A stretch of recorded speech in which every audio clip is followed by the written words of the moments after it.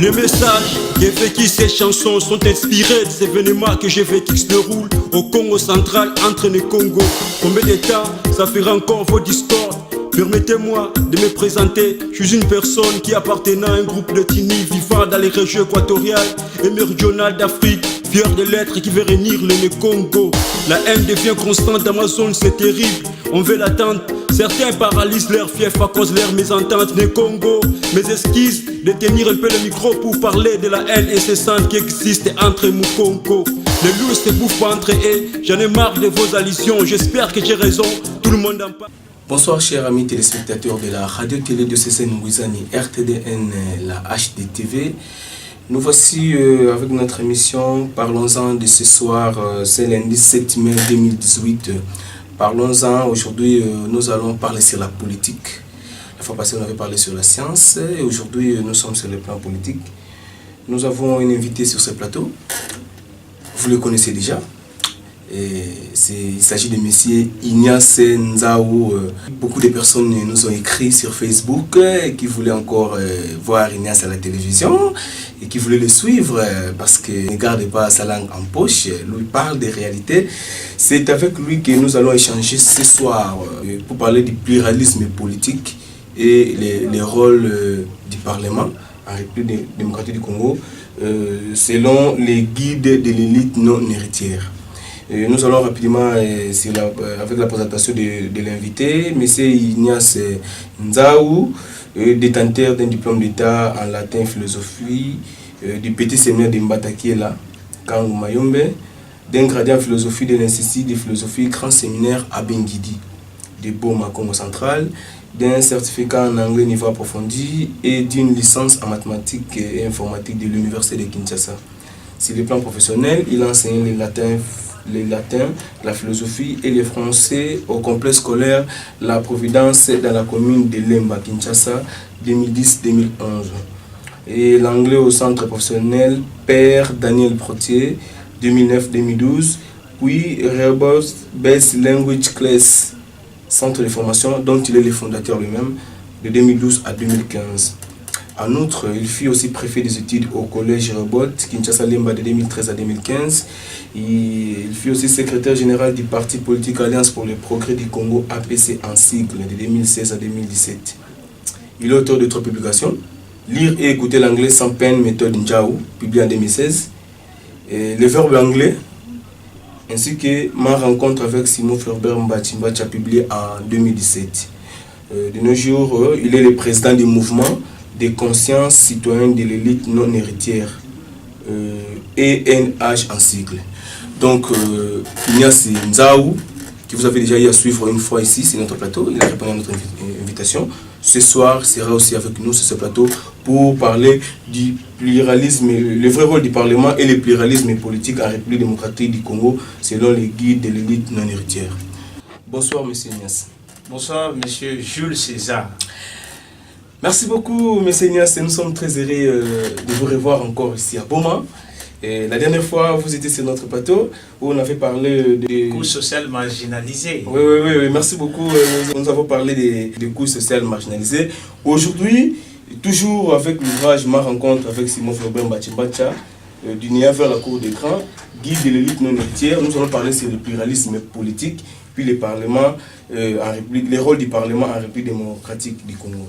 Alors, comment le séjour à Boma? Ça se passe bien, je pense. Oh, merci pour votre invitation. Comme vous avez dit que vous êtes content de me recevoir une fois encore. De la même manière, je peux vous dire que le plaisir est partagé. Et je suis très content de savoir que les gens réclament que je puisse passer à la télévision pour les éclairer. Tu sais que c'est mon rôle. Moi, je suis l'éclaireur de l'élite, l'éclaireur plutôt de l'élite non héritière. En fait, je ne peux pas continuer d'accepter que les élites non héritières puissent continuer de s'engouffrer ou bien d'être introduits dans un trou d'où ils ne pourront plus s'en sortir. C'est pourquoi nous sommes là.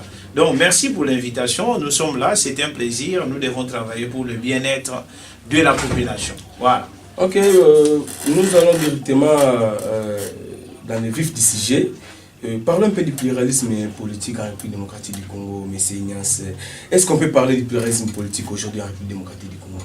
Non. Merci pour la question, mais comme nous sommes en train de parler du pluralisme politique, et vous aurez bien voulu que je dise quelque chose sur le rôle du Parlement, je voudrais d'abord que nous puissions dire d'entrée de jeu ce qu'on appelle le pluralisme politique, et nous allons chercher à établir un parallélisme pour voir si le pluralisme politique est de fait en République démocratique du Congo ou le rôle que devaient jouer les parlements dans une démocratie, et voir si effectivement en République démocratique du Congo le Parlement joue ce rôle.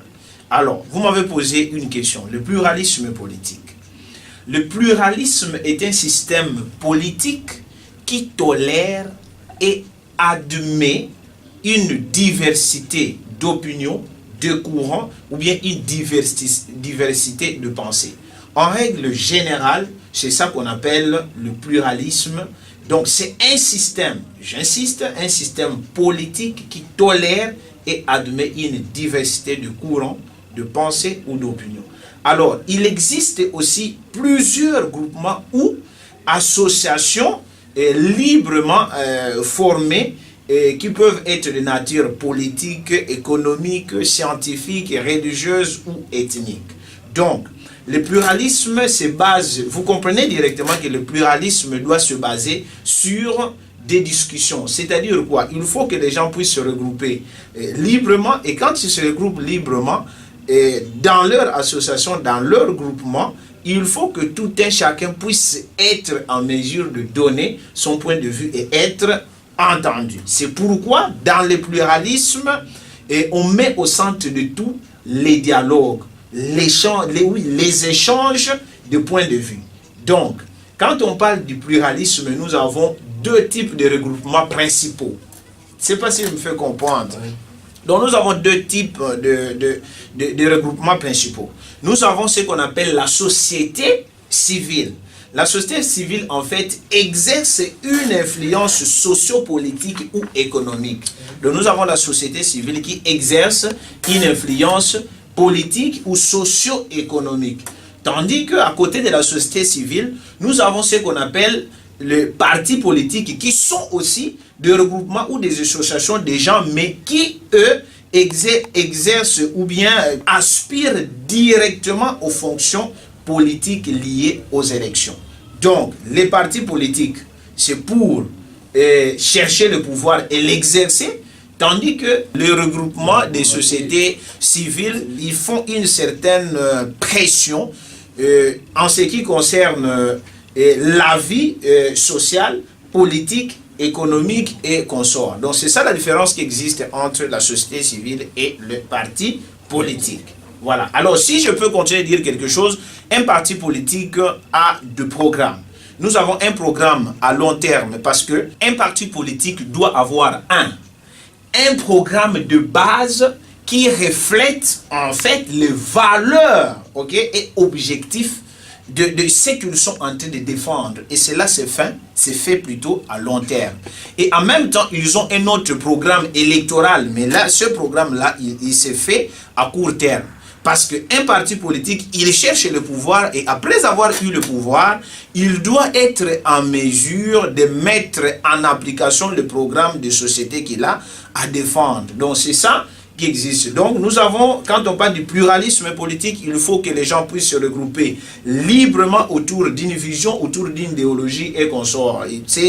Tous ces regroupements-là peuvent être, comme j'ai dit, ethniques et consorts, mais nous avons aussi ce qu'on appelle les partis politiques. Donc nous avons deux groupes principaux. Il y a le groupe de la société civile et ce qu'on appelle le parti politique. C'est ça en fait qu'on appelle le pluralisme politique.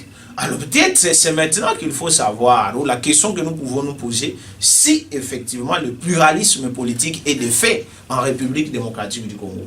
Voilà, je crois avoir placé un mot, mais directement je vais répondre parce que la question m'était déjà posée. Donc il ne faut pas se voiler la face. Nous avons deux choses. Quand on analyse un fait, on l'analyse d'abord au niveau de la forme et au niveau du contenu. Au niveau de la forme, nous ne pouvons pas nous voiler la face pour dire que oui, le pluralisme politique est de fait en République démocratique du Congo parce que nous avons les ONG, nous avons des ASBEL, nous avons aujourd'hui plus de 700 partis politiques, Donc, nous pouvons dire que sur le plan de la forme, le pluralisme politique est de fait. Mais, est-ce que ce qui se pratique sous cet aspect est ce qui devrait se faire? Point d'interrogation. Là, nous n'allons pas nous voiler la face pour dire que ce qui se fait n'est pas nécessairement ce qui devrait se faire. Normalement, quand une ONG, un parti politique a son point de vue, contraire soit-il au gouvernement ou au régime en place, on ne peut jamais empêcher les gens qui pensent autrement que les régimes en place de pouvoir exprimer leurs opinions ou bien de pouvoir donner leur point de vue. Quand on les empêche, à ce moment-là, il n'existe que de forme, mais de fond ou par le contenu, il n'existe pas. Ça, c'est de 1. Le parti politique, maintenant, ça, c'est au niveau de la société civile, les partis politiques. Est-ce qu'il existe des partis politiques en République démocratique du Congo? Non, jusqu'à présent, le Congo n'a pas encore un parti politique. Il n'existe aucun parti politique en République démocratique du Congo.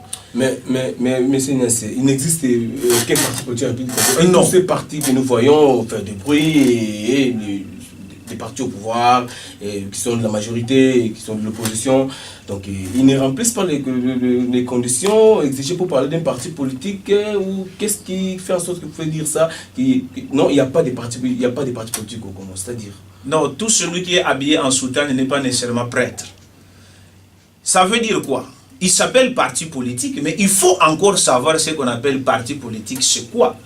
Un parti politique, je le dis dans mon livre, en fait, ce sont les gens qui partagent les mêmes idéaux, les gens qui partagent, non pas les mêmes points de vue, mais les gens qui partagent une vision commune qui devait se regrouper et commencer à discuter autour de cette idéologie-là et inciter les autres à venir adhérer à leur idéologie. Mais ce qui se passe chez nous, ce n'est pas ça. Les partis politiques, en fait, ce ne sont pas des regroupements des gens autour des principes, mais ce sont des regroupements des gens autour des individus, non pas pour ce qu'ils sont, ou bien non pas pour des idées qu'il propose, mais parce que peut-être il a l'argent, ou bien parce que c'est mon frère, et ainsi de suite. En fait, ce ne sont que des associations qu'on devait continuer d'appeler des associations de la société civile, mais à caractère ethnique.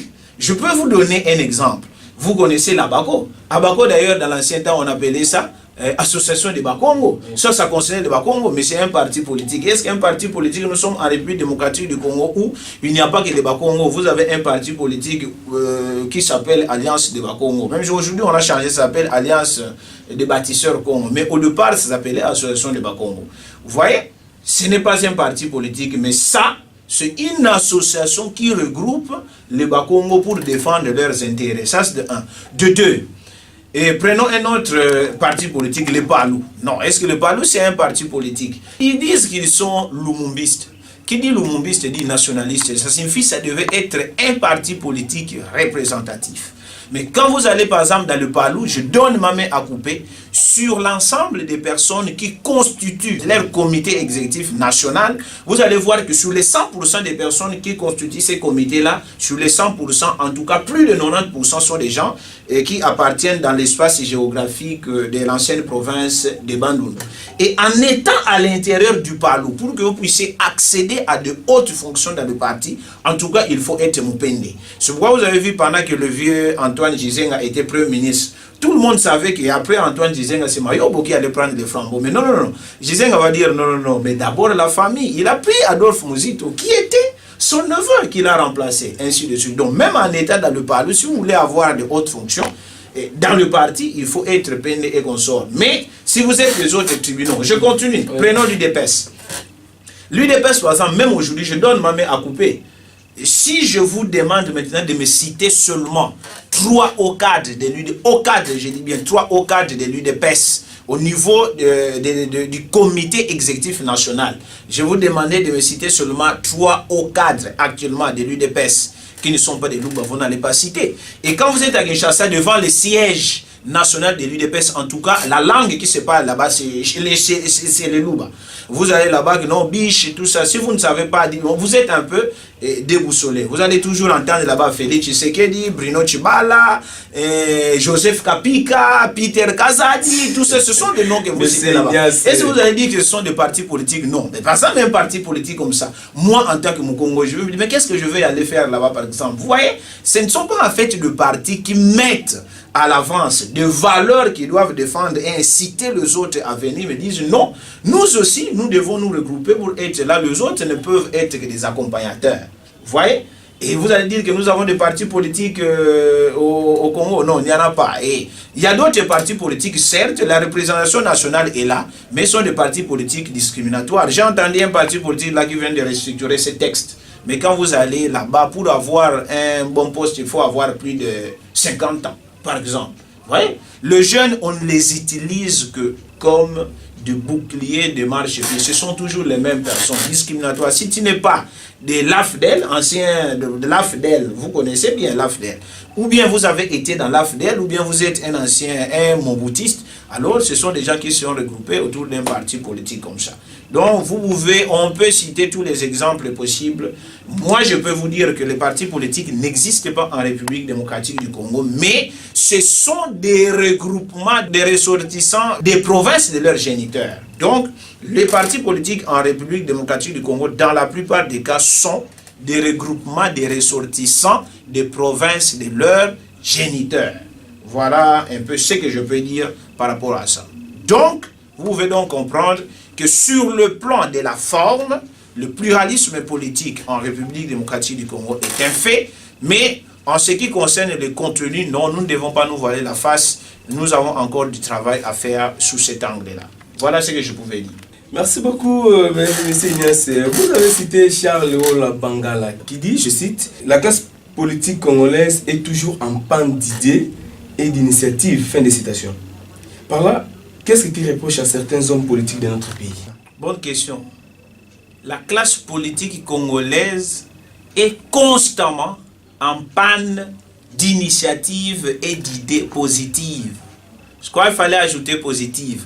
Parce oui, vous avez totalement raison. Oui. Vous avez totalement raison.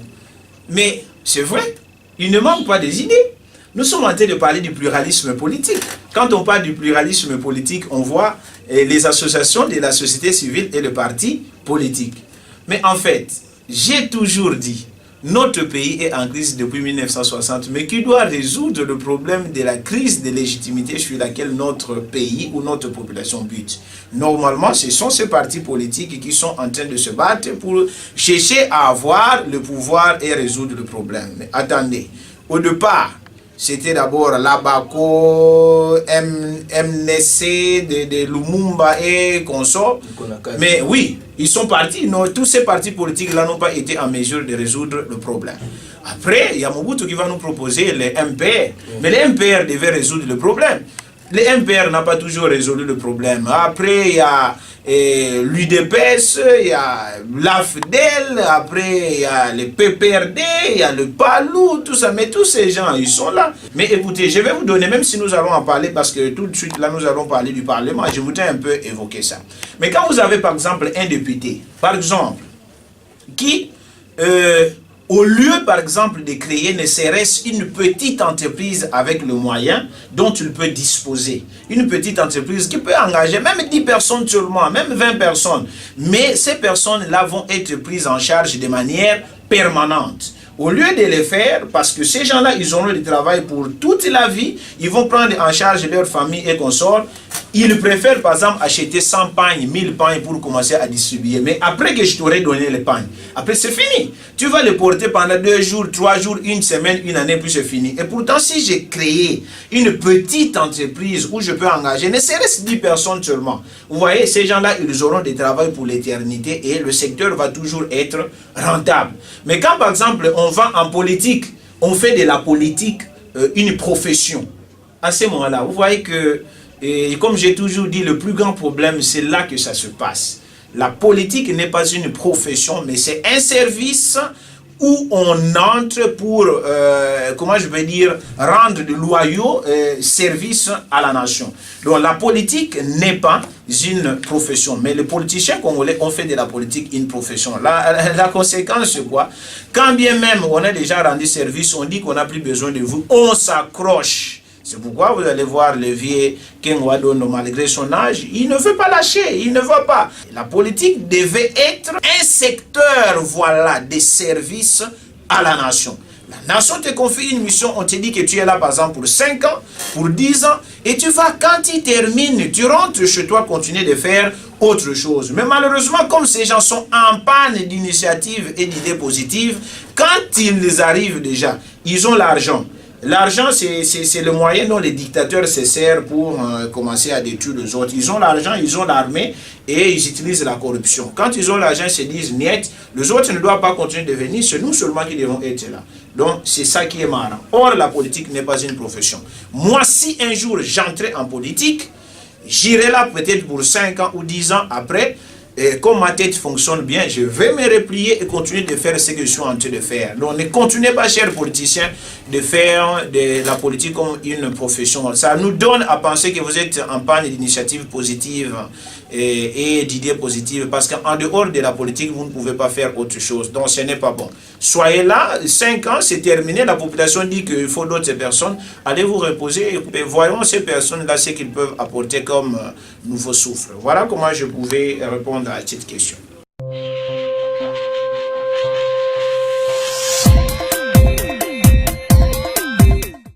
Dans le pluralisme politique, on parle aussi de l'opposition. Alors, est-ce existe-t-elle une opposition à la République démocratique du Congo? Puisque vous avez dit à la page 100 de votre ouvrage que les partis de la majorité ne doivent pas avoir le droit de changer les règles du jeu de manière à occasionner un quelconque avantage à l'opposition. Alors, si maintenant on se rend compte d'une opposition qui n'est pas consciente de ce qu'elle doit jouer comme rôle, comment la majorité ne doit pas profiter des stratégies, comme peut-être toujours vous le dire? Est-ce qu'il existe une opposition, en fait, sensiblement, à la République démocratique du Congo? Parce qu'aujourd'hui, permettez-moi, nous avons Félix Tshisekedi, nous avons Moïse Katumbi, nous avons le F. Bazaïba, Vital Kamerhe de l'autre côté, on ne sait pas, les leaders de l'opposition, qui incarnent l'opposition à la République démocratique du Congo, parce que cette année, c'est une année électorale. Alors, mais on ne sait pas qu'il faut faire confiance à l'opposition. Alors je ne sais pas, cette opposition qui n'est pas consciente de ce qu'elle doit jouer comme rôle, comment la majorité ne doit pas avoir une suprématie sur elle? Qu'est-ce que tu penses? Bon, merci pour la question. Les latinistes disent bis repetita placent, c'est-à-dire les choses répétées plaisent. Parce que j'en ai déjà parlé. Je suis de ceux qui pensent que l'élite politique et intellectuelle congolaise, toute tendance confondue, est tellement médiocre que nous ne pouvons pas compter sur toutes ces personnes-là que tu es en train de voir là. Fût-il de l'opposition ou de la majorité, tous sont des oiseaux de même plumage. Alors, est-ce que l'opposition existe? C'est pourquoi je vous ai dit, il existe deux choses. Il y a ce qui devrait se faire et ce qui se fait. Là, j'étais en train d'exposer sur ce qui devrait se faire, mais ce n'est pas ce qui se fait. Parce que quand nous allons parler du Parlement, vous allez voir que je vais évoquer deux types d'aspects. Ou bien on adopte par exemple au Parlement suivant deux voies. Ou bien c'est par consensus ou bien par majorité. Mais attention, on l'a toujours dit, la plus grave erreur de la démocratie, c'est de confondre entre meilleurs arguments soutenus par la minorité et faux arguments soutenus par la majorité. C'est pourquoi normalement, avant que la majorité ne puisse voter quelque chose, tout le point de vue devait être concilié. On écoute l'opposition, on écoute, je ne sais pas, la société civile ou les indépendants, on écoute tout le monde et mettre ensemble tous ces points de vue-là, et c'est le rapport final qui devait être publié. Mais chez nous, ce n'est pas ce qui se fait. L'opposition n'est pas entendue, et quand même cette opposition n'est pas entendue, pourquoi? Mais parce qu'ils nous proposent aussi des choses qui vont nous amener nulle part. Une discrétion.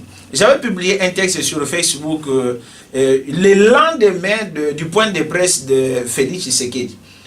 Mais moi je me demande, quand vous êtes une grande autorité, vous êtes déjà un haut personnage, je crois qu'il y a quand même des choses qu'il ne faut pas dire en public. Parce qu'attention, Et on disait auparavant, les paroles s'envolent, les écrits restent. Mais aujourd'hui, les paroles ne s'envolent plus. Les paroles restent parce que c'est ce que nous sommes en train de faire ici. On peut revenir après 10 ans, 15 ans, on va, non, il avait dit ceci. Tu vois, les paroles ne s'envolent plus. Alors, il faut faire très attention avec ce qu'on dit en public. Félix Tshisekedi fait un communiqué de presse parce que depuis un certain temps, les réseaux sociaux disaient que Félix Tshisekedi a été en train de négocier avec le pouvoir pour qu'on lui donne la primature.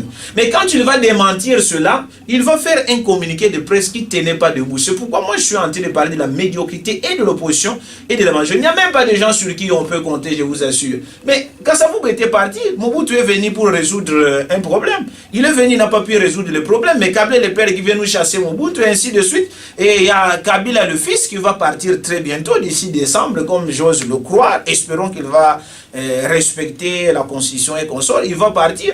Mais attention parce que je ne voudrais pas que nous puissions revenir en 1960 où on fait partir Kasavubu, mais les problèmes ont persisté.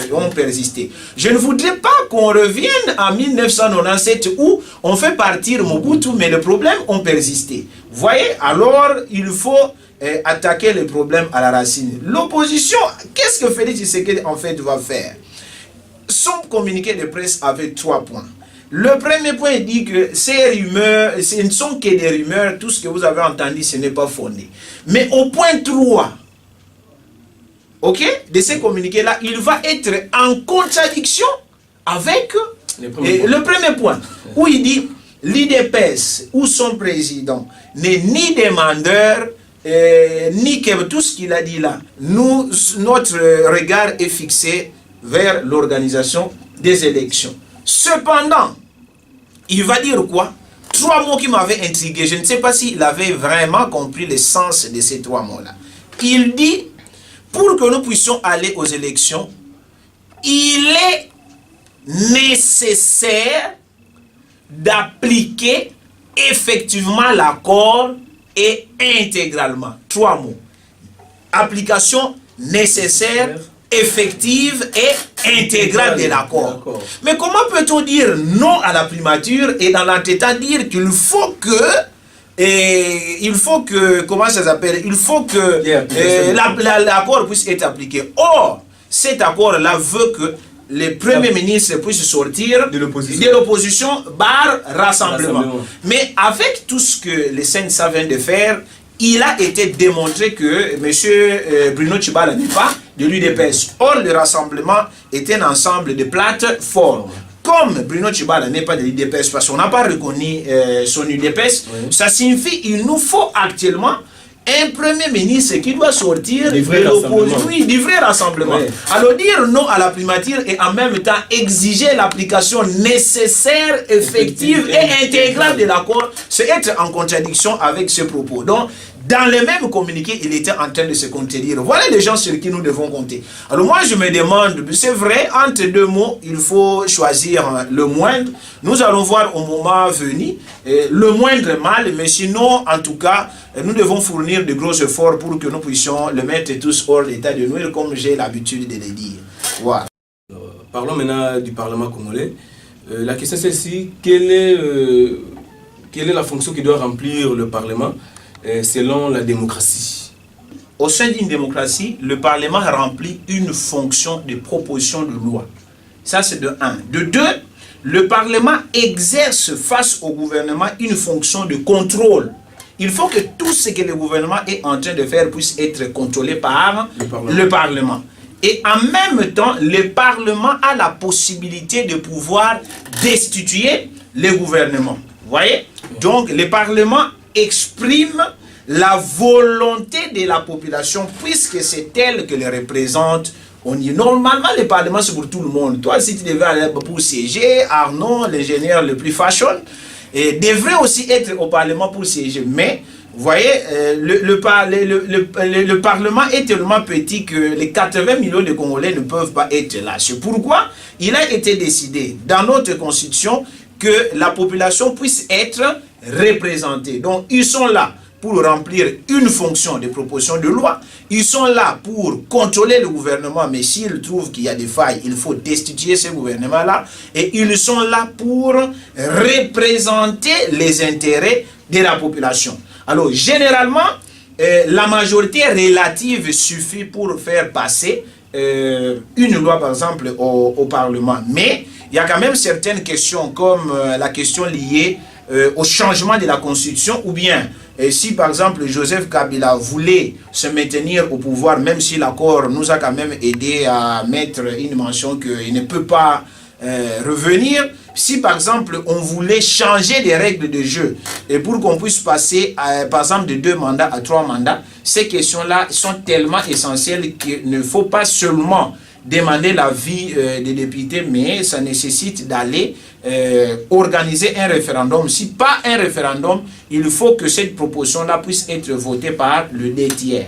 Mais comme c'est une question formative et informative en même temps, je voudrais que la population puisse savoir que le Parlement est composé de l'Assemblée nationale, qui est composée des députés et en même temps le Sénat. Mais quelle est la différence entre les deux? Le Parlement est constitué par des députés, mais le Sénat est constitué par les sénateurs. Alors, les lois sont proposées ou bien adoptées par les députés nationaux au niveau de l'Assemblée nationale, et après l'adoption par les députés au niveau de l'Assemblée nationale, cette proposition de loi-là est transmise au niveau du Sénat pour une seconde lecture.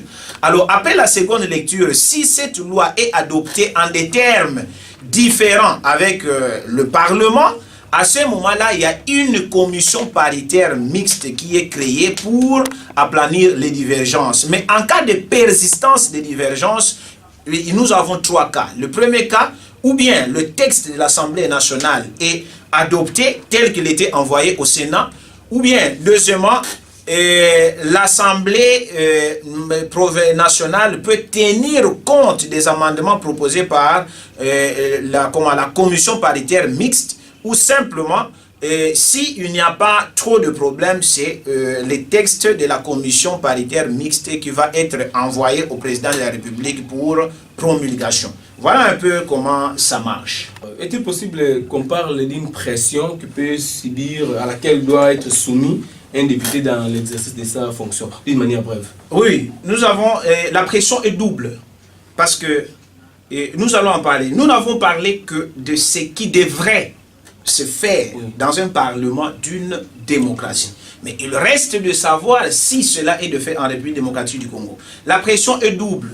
En même temps, les députés ou les sénateurs doivent être présents dans toutes les séances plénières au niveau du Parlement, mais en même temps, il doit être en contact permanent avec sa base ou ses électeurs, parce que ce sont eux qui les représentent au niveau du Parlement.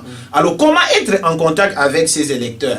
Les électeurs doivent être informés sur tout ce qui se fait au Parlement. Par exemple, il y a une loi qui est en train d'être proposée. Il y a moyen de rentrer à la base, voilà la loi qui est en train d'être proposée. Vous, qu'est-ce que vous dites? Qu'est-ce que moi je dois aller dire là-bas? Il doit organiser des conférences, des meetings au niveau de la base pour informer la population du travail qu'ils sont en train de faire. Et en même temps, un député national ou provincial ne peut jamais manquer de bureau dans sa circonscription, bien dans sa base. Il faut un bureau qui recueille les lettres, les doléances de vos électeurs. Parce que quand vous rentrez au niveau de... pendant les vacances parlementaires, ce sont ces lettres-là que vous allez prendre et consorts, vous allez lire pour tenter de vous imprégner des réalités du milieu que vous êtes en train de représenter au niveau du Parlement. Donc la pression est double.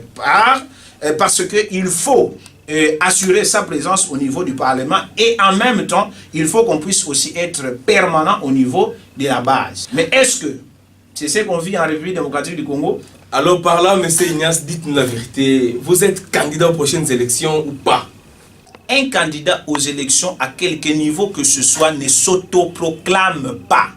Quand un candidat s'autoproclame, vous devez directement comprendre qu'il va au Parlement, je ne sais pas où, pour les intérêts de sa famille, de sa femme, de ses enfants ou de ses amis.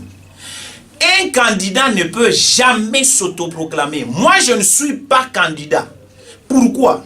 Parce que je n'ai même pas encore reçu un seul SMS d'un Bomatracien pour me dire « Je crois que tu es la personne la mieux placée pour pouvoir nous représenter. » Non. Mais le jour que les Bomatraciens vont me le dire, je ne refuserai pas.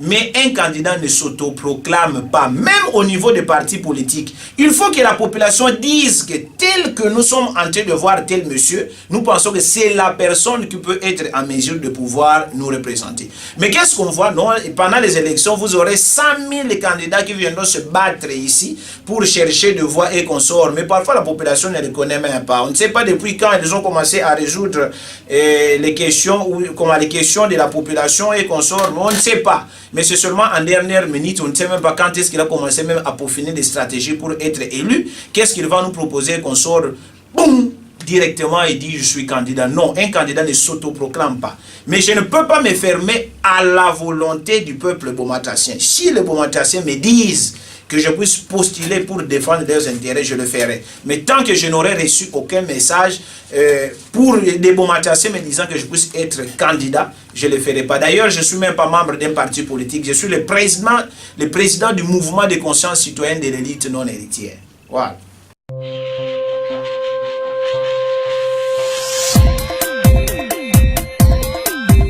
Je rappelle aux téléspectateurs que nous sommes en train de parler sur le vrai rôle du Parlement et le pluralisme politique en République démocratique du Congo, selon le guide de l'élite non héritière Ignace Ndiaous, avec lui sur ces plateaux. Alors, monsieur Ignace, c'est arrivé que la population de Boma te fait confiance pour que tu sois son représentant au niveau de l'Assemblée nationale cette année, comme c'est une année électorale.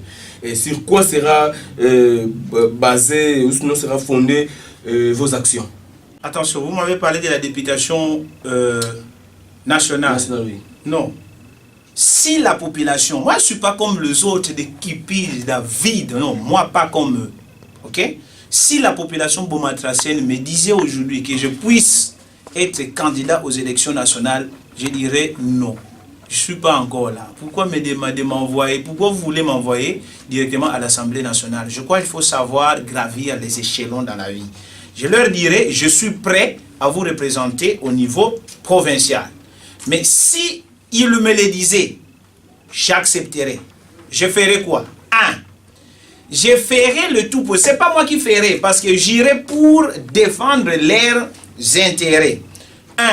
Je vais me battre et me couper en 1000 morceaux pour que l'UQAV puisse avoir une école primaire et secondaire. Une université, mais qui n'a pas de pépinière. L'université ne fait que recueillir des gens qui viennent des écoles secondaires dont le cursus n'a pas été suivi. Allez à l'université de Kinshasa, ils ont les mots en bas. Allez même le révérend Kim ici. Il a des écoles secondaires et primaires, mais l'IKV n'en a pas. Non, donc nous n'avons pas un produit de l'IKV comme on peut aller à l'Unikin. Vous avez un enfant qui a commencé au mot en bas et a terminé à l'Unikin. C'est un produit 100% Unikin. Il n'y en a pas. Donc il faut que l'IKV, nous devons faire... ces lobbies-là au niveau du pouvoir provincial pour que l'UQAV puisse avoir une école primaire, pourquoi pas maternelle, primaire et secondaire de qualité qui doit même être l'école de référence pour la ville de Boma. Ça c'est de 1. De 2, je me battrai en tant qu'éclaireur de l'élite non héritière qui est en train de faire en sorte que la méritocratie puisse être le seul critère de sélection, que nous puissions instituer le prix de l'excellence de la province du Congo central. On va commencer à couper $100 dans le salaire de ministres, mandataires publics et députés chaque mois. Ce qui va faire en sorte qu'à la fin de chaque année, on aura $100 000, $150 000. Qu'est-ce que nous allons commencer à faire? École primaire, on prend tous ceux qui ont été premiers des classes dans leurs écoles secondaires. À Boma, tous ces premiers-là, ils le font. Les tests à Matadi, ils font les tests, à Tchela, ils font les tests. On prend tous ces premiers-là, on les amène à Matadi, on doit les confronter. Celui qui doit être premier, on lui donne par exemple $10 000. Tu vas voir que même un enfant qui est en Nzobelouzi là-bas, qui peut être premier, mais comme il a été premier parmi tous les enfants, donc il faut primer les excellents. On va prendre ces $10 000, on lui donne. Donc ceux qui ont joué les Kintouani cette année, qui a été le meilleur, qui ne nous a pas chanté n'importe quoi, c'est elle, $10 000, ça s'ouvre là. Qui a excellé dans tel ou tel autre domaine. Donc il faut que la province puisse instituer ce qu'on appelle le prix de l'excellence. Et en même temps, pour la ville de Boma, il faut qu'on puisse curer la rivière Mbang. Nous ne devons pas continuer de laisser la rivière Mbango comme telle parce que ne vous inquiétez pas. Il y en a qui sont déjà riches mais qui en profitent parce qu'ils savent quand les enfants de pauvres meurent dans les inondations, ils vont demander de l'aide. Mais quand cette aide-là vient, on ne donne qu'à ces concernés-là 40%, les 60%, ils s'en servent eux-mêmes. Alors, nous devons faire en sorte pour que cela ne puisse pas continuer d'arriver. Il faut curer la rivière Mbango. Il faut agrandir son lit de sorte que ces inondations-là ne puissent pas continuer d'être récurrentes. Ça, ce n'est qu'un cas. Donc, moi, je vais faire le plaidoyer. Je me battrai pour que cela puisse être. Pas seulement ça, mais c'est juste un échantillon que je donne. Voilà un peu quelque chose, par exemple, pour lequel un député provincial peut se battre. Voilà. Mais de toute façon, je crois que c'est encore de l'utopie parce que personne ne m'a dit qu'il voudrait bien que je puisse être leur représentant. Bon, monsieur Ignace, ça, vous gardez ça pour vous parce que le moment n'est pas encore là. Alors, parlons de la province du Congo central, plus particulièrement la ville de Boma.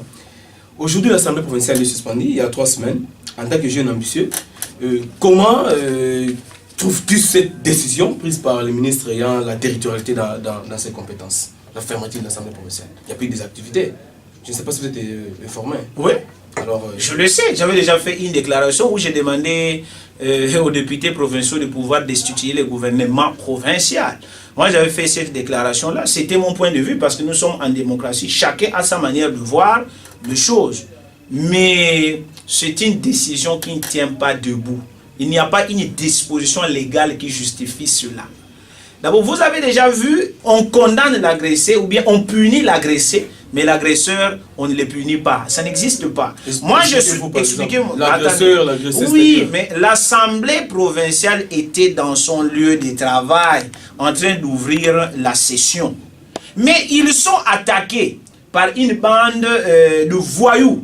Mais ce qui m'avait étonné, avec des effigies du chef de l'État, c'est vrai. C'est pourquoi moi je les appelle de voyous, parce que je ne crois pas qu'ils ont été envoyés par le chef de l'État en portant ces effigies-là pour aller déranger le travail de l'Assemblée provinciale. Mais ce qui m'étonne, l'agressé qui est l'Assemblée provinciale, on leur dit vous ne devez pas continuer de travailler, mais les agresseurs, on ne sait pas, ils sont... Vous voyez, ça n'existe pas. Ça, c'est un. Et puis, son Excellence, monsieur le vice-premier ministre, ministre de l'Intérieur, voilà.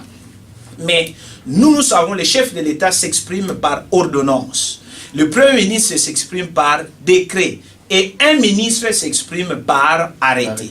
Mais non, c'est un communiqué téléphonique, s'il vous plaît, d'un ministre pour suspendre une assemblée provinciale. Mais c'est un sabotage. Ce n'est pas bon. Mais il faut que ça puisse être motivé comme le chef de l'État le fait. Chaque fois qu'il y a nomination ou bien quelqu'un qui est révoqué, on dit, vu la Constitution à l'article tel, vu la loi numéro barre, comme vous le juriste, vous le savez. Mais nous, non, sans motiver cette suspension-là directement. Or, bien avant cela, les gens soupçonnaient qu'il y a quelque chose qui allait se passer allant dans ce sens-là. Mais dans tous les cas, même ces députés provinciaux, mon frère, est-ce que tu as même entendu quelqu'un passer dans vos antennes ici pour tenter de dire que cette sanction-là, nous ne sommes pas d'accord? Non, non, ils savent c'est à quoi ils sont en train de jouer. C'est pourquoi, bon, je sais que le moment est trop court, mais nous allons avoir d'autres émissions. Tu vois, il fallait seulement consacrer ton émission seulement sur ça, parce qu'il y a trop de choses à dire. Ces députés provinciaux sont des complices, mon frère. Ils sont pour la misère de la population. Donc, il ne faut pas continuer de citer. Moi, ça me fait mal aux oreilles. J'ai risqué de dire des choses qui ne sont pas bonnes. Monsieur Inès, calmez-vous, s'il vous plaît. Calmez-vous. La ville de Boma, présentement, a perdu sa belle image. À ce que les routes ne sont plus entretenues. La population vit sous l'insécurité. Coupure intempestive du courant. On ne sait pas quand on peut avoir du courant. Tracasserie routière par le roulage. Les travaux du boulevard suspendus. Les Chinois ne se sont plus voir. On ne sait plus ils sont où. Les gens sont obligés de respirer la poussière. Pas de stade aujourd'hui à Boma. Devant toutes ces difficultés, quel est ton point de vue? Surtout que cette année est électorale. Merci beaucoup pour la question. Mais déjà, votre question là, chaque sous-question constitue une émission. Alors, je vais seulement prendre 2 points. Le stade, pas de stade à Boma. Non, peut-être la question est mal posée. Il ne faut pas seulement la ville de Boma, pas de stade au Congo central. Non, j'avais bien dit particulièrement. Oh, d'accord, pas de stade au Congo central. Et puis, vous avez parlé de courant. Mais mon frère, non, c'est marrant. Vous avez déjà vu quelqu'un, mes chers maman et papa, quelle naïveté, même si on dit que le Congo c'est un craintif par nature, pas jusque-là. Quelqu'un en train de se soulager dans votre assiette et vous continuez de tolérer des choses comme ça, non, ce n'est pas bon. On pense que nous qui parlons, parce que nous avons été instrumentalisés. Non, rien du tout, parce que nous sommes en train de vivre cette souffrance-là de la population. Non, c'est pas bon. Écoutez, qui a déjà été dans un magasin d'autrui, le fait d'entrer dans le magasin, on lui dit que tu dois payer parce que tu viens d'être dans le magasin. Non, on paye, l'argent se paye en échange avec le produit du magasin. Mais nous, dans nos maisons, nous avons le courant que nous avons 10 jours le mois, mais les gens doivent payer 35 000, 40 000. Mais ça vient d'où? Il faut que les agents de la SNEL puissent passer à la télévision, nous dire, écoutez, les watts chez nous coûtent autant, mais comme vous, dans votre maison, vous avez utilisé autant de kilowatts, ou bien je ne sais pas comment ils calculent, nous dire que vu et consort. Moi, je viens d'être à Kinshasa, je viens d'arriver il n'y a pas très longtemps. Mais en tout cas, dans les quartiers, je reste à Rigini, à Kinshasa. Dans les quartiers où je reste, je n'ai jamais vu une facture de plus de 20 000 francs. Mais à Boma, il y a beaucoup de factures que j'ai vues. 30 000, 40, 45 000 francs. Mais c'est pas normal. Nous n'avons pas le courant. C'est pas le fait d'avoir les installations de la SNEL dans nos maisons que nous devons payer pour ces installations-là, quand bien même nous n'avons pas de courant. Mon téléphone est éteint depuis samedi parce que nous n'avons pas de courant. Le courant vient 5 minutes après, il part. Et 2 heures après, vous avez le courant. Et à la fin, on vous envoie une facture pour payer de 40 000. Non, soyez humains. Il faut que la SNEL puisse nous dire clairement comment il taxe ces 40 000 là et 30 000, ça vient d'où. Mais s'il nous le prouve, il nous le démontre, il n'y aura pas de problème. Alors, les stades au Congo central. Bon, je n'entre pas trop dans le détail, mais vous devez juste savoir que c'est une preuve que la jeunesse n'est pas prise en compte dans notre province. Le sport est l'unique secteur dont les acteurs principaux sont les jeunes.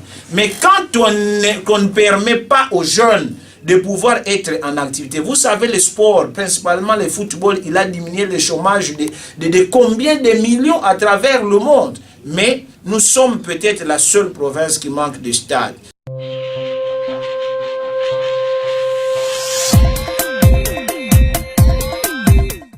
L'élite non héritière dont vous êtes éclaireur, certains pensent que c'est une association des enfants des pauvres. Et de démunis, pourquoi je l'ai dit? Nous avons reçu beaucoup de réactions sur les réseaux sociaux.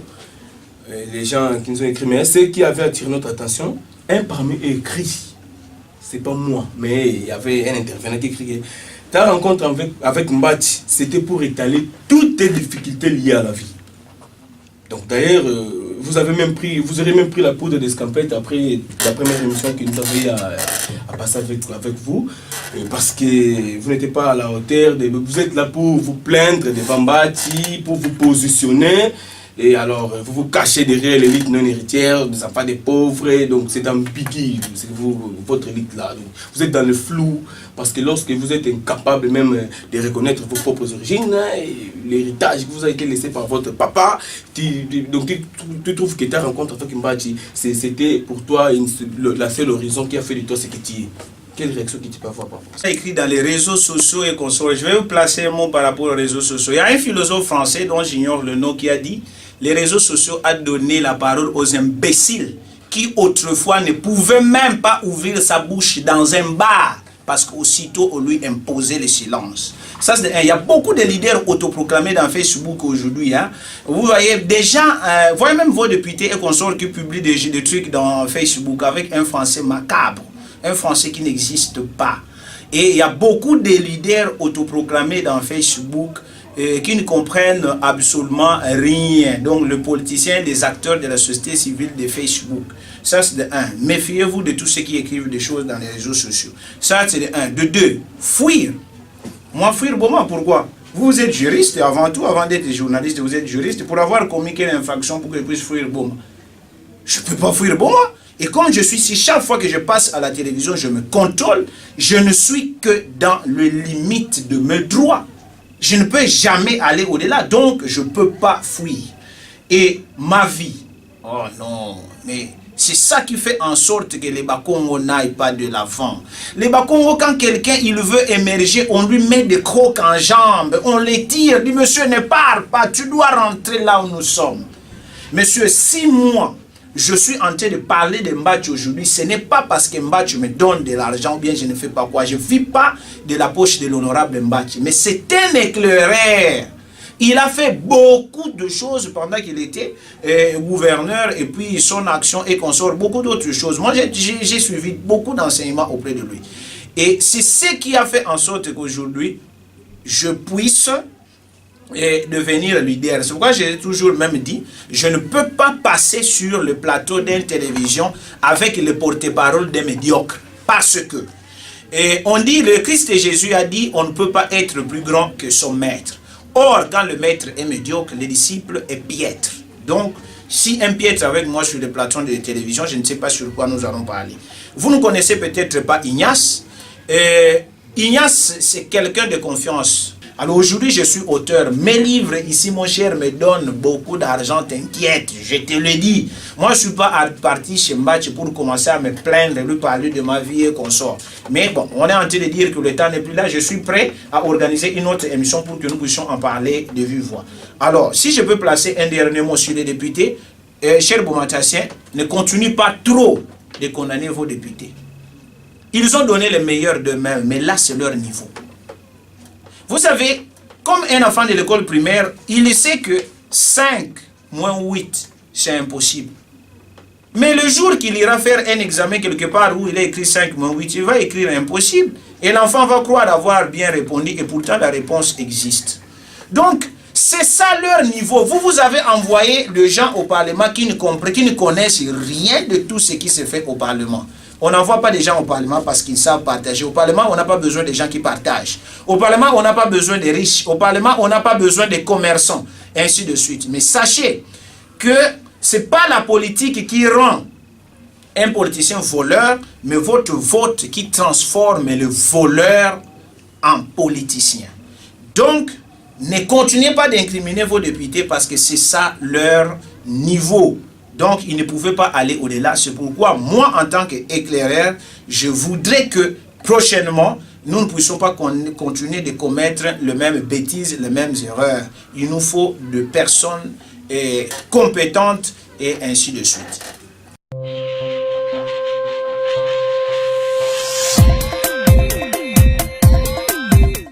Eh bien, ça n'est fini pour ce soir avec M. Ignace.